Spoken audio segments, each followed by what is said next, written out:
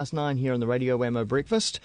Well, I'm very, very pleased to welcome my next guest into the Kiwi studio. Kimbra is joining me. Good morning to you, Kimbra. Good morning. Lovely to have you in. Thank you. Ahead of your New Zealand Fashion Week show tonight. That's right. with Catherine Wilson. I'm pretty excited about this one. Yeah, and of course, really no surprise, meshing your music with fashion. You know, you're such a well-dressed woman. Thank you.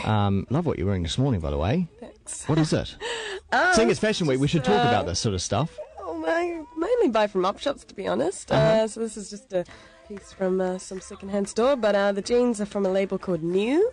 Okay. My favourite denim label at the moment. Yep. Give them a little plug. Very cool. Because you would you say that your fashion influenced by sort of 1950s sort of style? I think I'm really drawn to the dresses of that era. They're just very flattering for the woman's figure. You'd be a Mad Men fan. Yeah, absolutely. Yeah, which they do it well, on that show. Yeah, absolutely. I love a lot of like Japanese fashion as well. Just I guess feminine style stuff with a bit of an edge. That's kind of what I'm about. Yeah. Have you spent much time in Japan? I've never been, but I'm dying. Oh, you'd love it. Yeah, I would. You'd head down to the the park in Tokyo where they go mad on Sundays and dress up. And I just love looking at the street fashion, on the blogs. It's so good. Yeah, but you are spending most of your time in Melbourne. That's right. I've been there for nearly 4 years now. So why Melbourne? Why did you go over there? What was the attractive about it? Well, it was actually just by chance. I was, here I was in Hamilton and I was coming up to Auckland for shows, and then my current manager flew over to Auckland to see me play a show and then offered me a contract to move to Melbourne and start work on my debut album there. So that's just where they happened to be based. Yeah. And I guess I just figured it was too good an opportunity to pass up at the time. And here I am, 4 years later with a complete album. Yeah, which is great. Taken a while. It's just come out. It's called Vows. That's right. Does that hint at sort of what it's about, sort of the content of the songwriting at all? Yeah, it's definitely a theme throughout the record. I guess when I was looking back at all the songs, I saw that promises, either making them or breaking them, was kind of quite a strong theme throughout the album. So Vows just felt like an appropriate title. And it's a cool word. Vow. Do you often break your promises? I break my promises. Everyone's broken a promise before, It's a very human thing to do. It's a nicely packaged CD. It comes with a booklet as well. It does, yeah. It features some pretty amazing artwork, actually, by the friends of mine that did the body art on my chest. I've had a few people say to me, it's just a bodysuit. And I'm like, no! It does look like a bodysuit. Hours and hours getting that done with eyeliner pens. Holy cow. So, yeah, it was a very long shoot, but, Because you've had your body painted a few times recently. Yeah, it seems to be a recurring theme. Because you're on that track with Gautier. Gautier, yeah, that's right. Yeah. And the music video for that has been doing the rounds. Very, very popular. Yes, it has, yeah. Huge track here in New Zealand. Great. How long did that? Was that a full day filming? Oh, even longer. We started on like a Tuesday afternoon, about 4 or 5, or so to get painted. I was still there Wednesday morning at 7:30 a.m. Still standing and getting painted, because it's stop motion animation. After every sort of millimetre of paint up the back, they have to stop, take about 6 or 7 photographs and go again. And there were maybe a couple of breaks where we could go and stretch, but apart from that, you had to really, And I'd imagine to get itchy after a while. Yeah, got everything, mate. Yeah. You'd obviously have to be quite comfortable with yourself in that situation. There'd be a few people around, you'd be a bit exposed. Oh yeah. I mean, I'd had experience with body painting before with my own album, but this was just a little bit more uncomfortable at times because you're so close to someone else as well. Yeah. But everyone wants to make something beautiful, and I think you just have to kind of get past the hang-ups and just deal with it. And, get the job done. Yeah. Hey, talking about stuff up on YouTube, of course you can catch that track, but also there's performances from you at a studio called Sing Sing. Yes, that's right. Which some amazing sort of really up close and personal performances.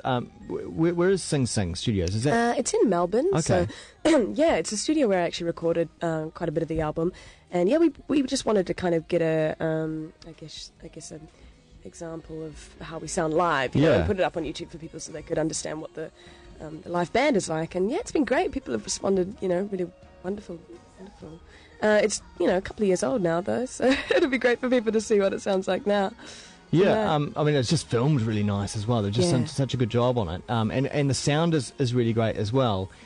And just so it really does show what you guys would sound like on stage at a gig. Yeah, that's right. Yeah, you know, we've obviously put some time into mixing it and making it sound the best we could. But it's, you know, the closest thing people can see to us as a live band on the internet, I guess. Was the album recorded in a similar way? No, not at all. Completely different process. I didn't even know these guys when I recorded the album. A lot of it was done with, you know, session musicians, and I guess I co-produced and arranged a lot of it at home myself, you know. So when it came to the live band setting, it was about bringing the album to the boys and saying, let's find a way to translate this album live and retranslate it, you know. I didn't want to just do, you know, the same versions of the songs. You'll notice that, you know, they are quite different in the live setting, and even more different now. So they add their own. Yeah, absolutely. Yeah, they write their own parts for the songs. We come up with new grooves sometimes, you know, and it just keeps it fresh for us because, you know, we've already been playing these songs for a couple of years live, and, you know, we're probably going to do another few years now that the album's out. So they are a band that you can call your own now? Absolutely, yeah. That's cool. Big brothers, yeah. And drag them around. Oh, yeah. So they'll be tonight at the Catherine Wilson. Yep, absolutely. So how's that going to work? Because obviously the fashion will be on show. Yep. Where will you guys be in relation to that? I think they're doing the catwalk for Catherine Wilson's new collection at about 9, and then we're going to go on straight after that. Okay. Yeah. So you won't be playing the music as the walk? No, it'll be, you know, a proper show after the catwalk finishes. Will you be wearing Catherine Wilson? Yes, I will. Because she's big on shoes, right? She is, yes. She's a shoe designer, yeah. And you're big on shoes? You like your shoes? Yeah. Do you have a lot of shoes? I got a lot of shoes. How do you know what to take, you know, with you when you're heading overseas and stuff? Just gonna have to pick a few outfits, I guess. A separate shoe suitcase? No, not quite that indulgent. Okay. I pick a couple. Not Imelda Markov. No, not too crazy. Not quite at that level. No. Okay. What about a tour? Wow, yeah, we're just about to embark on a full national Australian tour, as well as quite a lot of festival dates. Yeah, you know, we're playing about 6 dates around Australia on our own tour. 5 of them are sold out, which is really exciting. I found that out this morning.